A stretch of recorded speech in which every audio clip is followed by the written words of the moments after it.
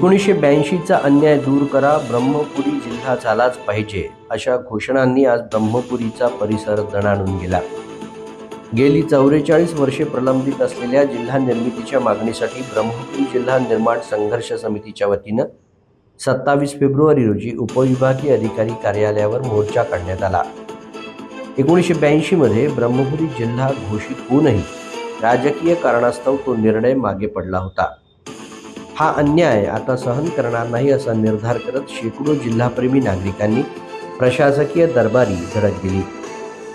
मुख्यमंत्र्यांच्या नावे असलेल्या निवेदनातून आमदार विजय वडेट्टीवार यांनी विधानसभेत तारांकित प्रश्न उपस्थित करावा, तसंच नगर परिषद आणि पंचायत समितीने जिल्हा निर्मितीचे ठराव तातडीनं मंजूर करावेत अशी आग्रही मागणी या प्रसंगी करण्यात आली.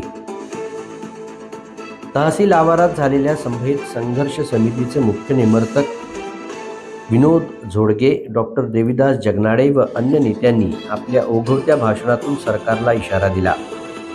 हा लढा आता केवळ निवेदनापुरता मर्यादित नसून तो जनतेच्या अस्मितेचा प्रश्न बनला आहे.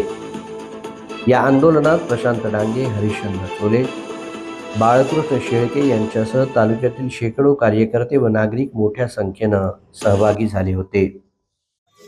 ब्रह्मपुरी जिल्हा झाला पाहिजे या मागणीसाठी या तालुक्यातील नागरिकांच्या वतीनं ब्रह्मपुरी जिल्हा निर्माण संघर्ष समितीच्या वतीने सन्माननीय यशदेव मॅडम यांच्या मार्फतीनं महाराष्ट्राचे लाडके मुख्यमंत्री सन्माननीय देवेंद्रभाऊजी फडणवीस, महसूल मंत्री चंद्रशेखरजी बावनकुळे यांना आम्ही निवेदन दिलेलं. यापूर्वी सुद्धा अनेक वेळा आंदोलन मोर्चाच्या अनुषंगाने सुद्धा निवेदन दिलेले आहे.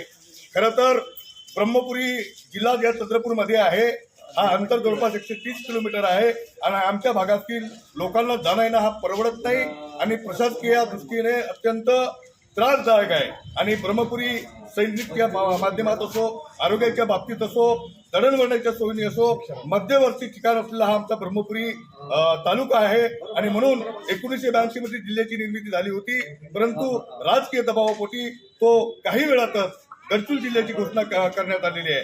तेव्हा तोच धागा पकडून आम्ही सातत्याने ब्रह्मपुरीच्या वतीनं हा जिल्हा झाला पाहिजे म्हणून आमची मागणी ही तेवढ ठेवलेली आहे.